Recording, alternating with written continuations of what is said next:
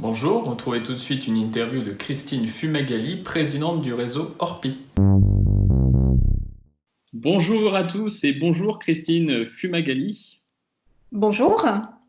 Vous êtes présidente du réseau Orpi. Merci d'avoir accepté notre invitation sur BITV. On va revenir avec vous sur plusieurs éléments. Le premier d'entre eux sera ce que vous avez lancé au niveau de votre réseau.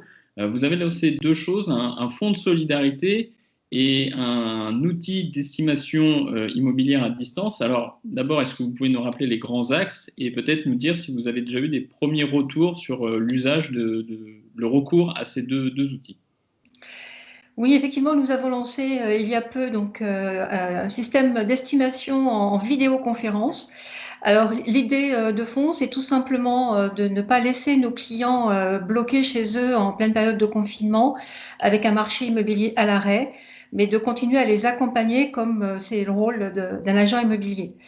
Nous voulions également faire en sorte que nos équipes, nos collaborateurs en agence, qui sont pour beaucoup encore en activité et en activité partielle, mais en activité quand même, c'était les maintenir avec une dynamique d'activité, une dynamique commerciale, leur permettre d'être présents, et également de pouvoir préparer la reprise, donc le déconfinement, et de faire en sorte qu'on ait déjà préparé un lancement. Ce système de vidéoconférence est très simple. Il suffit de s'inscrire sur le site orpi.com, de remplir une fiche de contact. Un agent immobilier rappelle le client et puis le client réalise lui-même avec l'outil de son choix la visite de son bien, donc en vidéoconférence.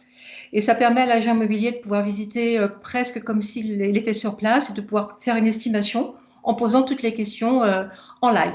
Alors, en termes d'impact, vous posiez la question, nous avons constaté, alors nous ne mesurons pas exactement le retour sur ce type d'estimation, mais globalement, depuis maintenant une dizaine de jours, on constate une augmentation des demandes d'estimation sur le site, puisque nous avons plus 42% à date. Hein. Donc, ça veut dire qu'il y a voilà, une appétence, en tout cas pour les clients aujourd'hui, à cette estimation et à cette recherche immobilière. Le deuxième axe, qui est donc le fonds de solidarité mis en place, et nous sommes une coopérative et ça donne effectivement un caractère particulier à notre réseau, et qui dit coopérative dit partage, dit solidarité. Donc il est évident que dans une situation compliquée avec un marché à l'arrêt, il était normal que nous mettions en place des mesures pour soutenir bien sûr les trésoreries de nos associés qui sont tous des entrepreneurs indépendants. Mesure qui permet effectivement de venir en plus de ce qui est aide gouvernementale que pour certains, ils ont déjà mis en place. Et notamment ce fonds de solidarité qui est destiné aux associés qui vont être en grande difficulté. Et là, je pense notamment à ceux qui ont créé une agence immobilière ou repris une agence immobilière il y a peu et qui n'ont pas eu le temps de se composer, de se constituer, soit une trésorerie, soit une activité suffisante pour pouvoir faire face à cet arrêt total. À date, nous avons 7 demandes qui ont été faites par nos associés et 2 dossiers pour l'instant qui ont été étudiés et approuvés. Voilà, donc nous, au fil de l'eau, nous répondrons donc aux demandes de notre réseau. Entendu. Et sur les conséquences, sur l'impact que le Covid-19 pourrait avoir sur le marché résidentiel, selon vous, au-delà de l'arrêt actuel du haut confinement, quel sera-t-il cet impact sur le marché résidentiel? Alors déjà, il est évident qu'on ne reste pas à minima 2 mois sans activité, sans qu'il y ait des conséquences en termes de volume, en tout cas de transactions, c'est une évidence. Et quand on dit 2 mois d'inactivité, ça veut dire tout simplement qu'on espère avoir un retour à la normale au 11 mai, ce qui sera loin d'être le cas.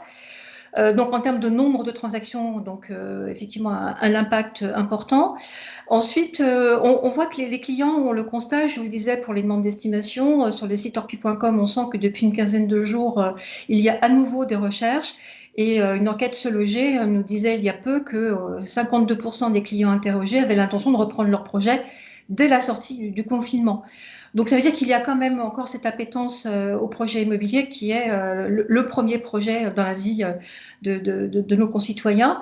Donc ces projets-là sont toujours là. Après, il y a des interrogations sur notamment les conséquences liées au chômage, parce que bien qu'il y ait un chômage partiel, on sait qu'il y a des pans entiers d'activité, je pense notamment au tourisme, qui vont être impactés sûrement encore plus que l'univers de l'immobilier. Donc il est évident que nous allons avoir une part de nos clients qui vont être impactés par cette non-activité, par ce chômage partiel. Et peut-être par du chômage tout court d'ici quelques temps. Donc, on va regarder avec beaucoup d'attention les volumes de demande et les volumes de nos acheteurs, sachant qu'il va falloir aussi considérer autrement l'habitat. Il est certain qu'on ne vit pas confiné dans ces conditions que l'on a connues avec une crise aussi violente sans avoir des conséquences sur notre relation à notre logement. Donc on parle beaucoup d'acquéreurs qui seraient plus sensibles, susceptibles de rechercher des biens avec un extérieur, un balcon, un jardin, une terrasse, voire même susceptibles d'aller s'installer plus loin des zones hyperurbaines.